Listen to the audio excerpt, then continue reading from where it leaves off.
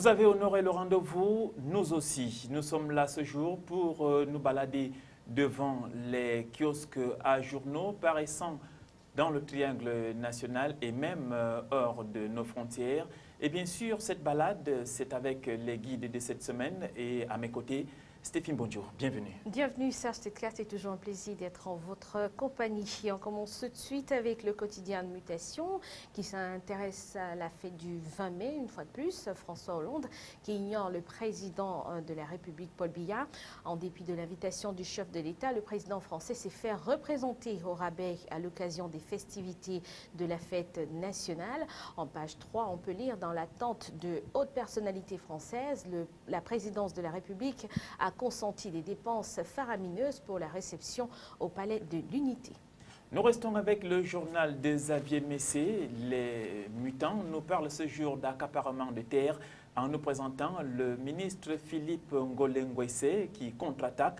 Le ministre des Forêts estime que l'entreprise Héraclès n'a pas respecté le cahier de charges. Toujours de mutation, autoroute Yaoundé-Douala.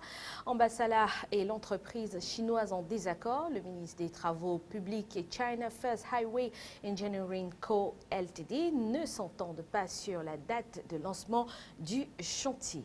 Nous restons avec le quotidien Mutation pour parler cette fois-ci de cartes biométriques alors que la distribution a été lancée hier à travers le triangle national en grande pompe. Nous parlons avec Sanita Nimou de la distribution qui est lancée. Reportage dans des antennes communales de Yaoundé. Et puis toujours à Douala pour sortir de ce journal, deux bandits brûlés vifs à Dokoti, accusés de vol de moto. Ils ont fait les frais de la justice populaire. C'est allé en page 5 de ce journal. Mosaïque nous est parvenu ce jour et revient sur la 41e édition de la fête de l'unité nationale, spéciale fête du 20 mai à Douala. L'unité nationale célébrée en grande pompe, la grande parade militaro-civile de la place de l'Idéac. Dieudonné Salamatou, un émissaire centrafricain parmi les hôtes de Betty Assomon. Les coulisses de la fête, retrouvez ces coulisses en page 5. Et puis en page 8 pour sortie, trajectoire, Jean-Ernest Masséna, Galet Bibé, une ascension fulgurante. Le quotidien de Pius Noumeni Ndiawe nous parle ce jour de transport aérien et nous présente, ou alors s'interroge, c'est une interrogation, des actionnaires privés à Camerco. L'avenir de la compagnie nationale se joue le 7 juin prochain. Les enjeux de la double assemblée générale convoquée par le MINFI. Et puis en page 3, la norme et qualité, 2500 fours de séchage de cacao à réhabiliter au Cameroun. C'est le prix pour atteindre ses objectifs vis-à-vis du marché international. Le messager, encore et toujours, nous parle d'exclusion. Après les exclusions, un front d'anciens étudiants contre le népotisme à l'IRIC.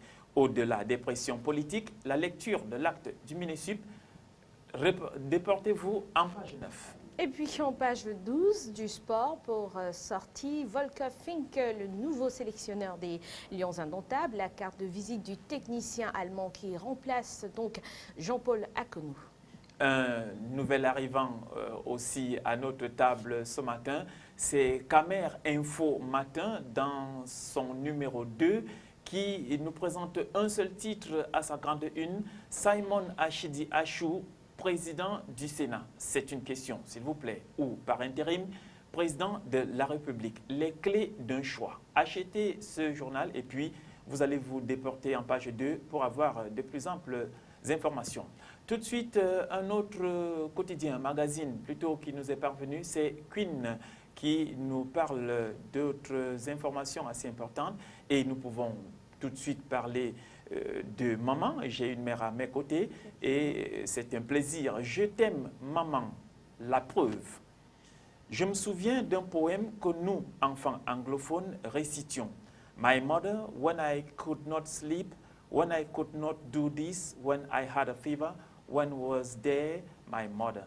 À l'école secondaire, je disais dans un poème pour ma mère que beaucoup de choses viennent et s'en vont avec le temps, comme les jouets, mais qu'il y en a une qui est inamovible, l'amour d'une mère. Et toujours de ce magazine, l'insécurité, la sécurité dans la salle de bain, un bébé qui s'est noyé dans sa bassine, un enfant tombé dans une casserole d'eau brûlante, tel petit garçon entre la vie et la mort pour avoir ingurgité des médicaments, telle fillette électrocutée en jouant avec le sèche-cheveux de sa mère. C'est à lire, c'est une information très intéressante qu'il faut retrouver dans ce magazine.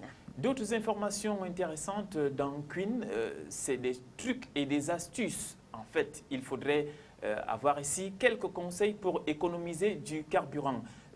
Très rapidement, un ou deux conseils. État du véhicule, un filtre à air encrassé peut augmenter jusqu'à 3% la consommation de carburant. Des pneus correctement gonflés réduisent la résistance au roulement et donc la consommation tout en améliorant la sécurité. Et puis Queen s'intéresse aussi à la santé. Et puis l'AVC, ce tueur fantôme, c'est très intéressant. Les accidents vasculo-cérébraux se multiplient chez nous en raison notamment du stress, de la prise d'âge et de l'hypertension mal suivie. C'est une information très intéressante à retrouver dans ce magazine. Une autre information, et pas des moindres, on parle de famille et d'éducation. Lui parler de ses premières règles, c'est souvent difficile pour les parents et même pour les éducateurs. Quand et comment parler de première menstruation à sa fille? That's the question. Elle en discute à coup sûr avec ses amis sans nécessairement obtenir les bonnes réponses. Pour ne pas être prise au dépourvu, mieux vaut lui en parler avant.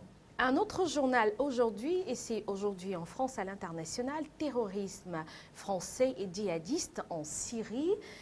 Ils ne sont que quelques dizaines, mais leur dossier est suivi au plus haut sommet de l'État.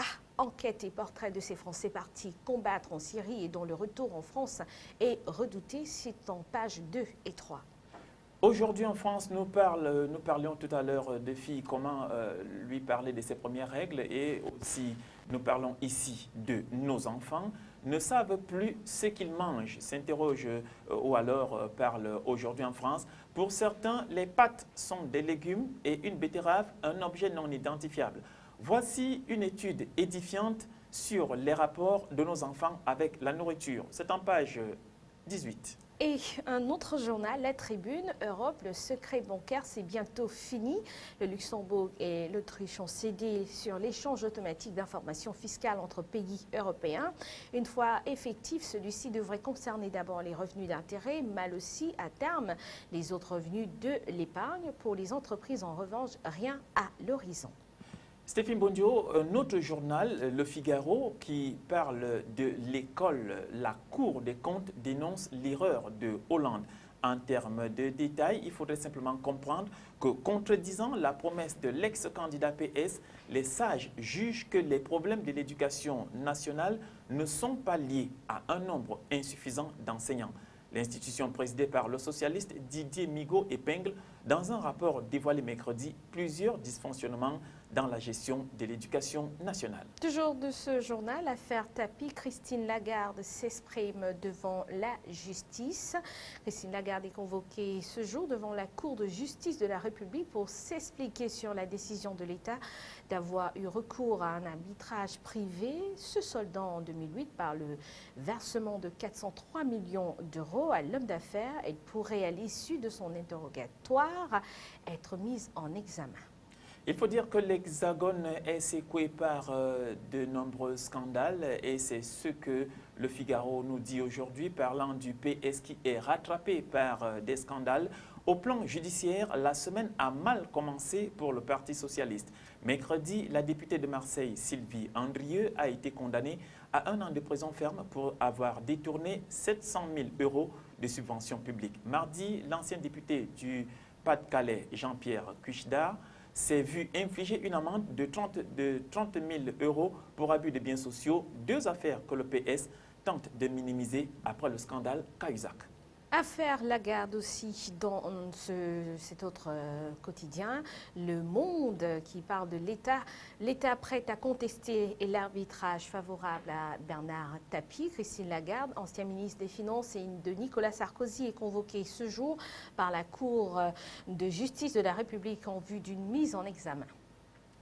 Le Monde, autant pour moi, qui nous parle, qui nous envoie du côté du Moyen-Orient, plus précisément en Iran. Le régime verrouille l'élection présidentielle. La candidature de Rafsanjani, soutenue par les réformateurs, a été invalidée par le guide suprême Hashami Rafsanjani le 11 mai lors du dépôt de sa candidature. Et il faut dire tout simplement que c'est ce qui est en train de se dérouler dans la mesure où Mahmoud Ahmadinejad ne peut plus être candidat.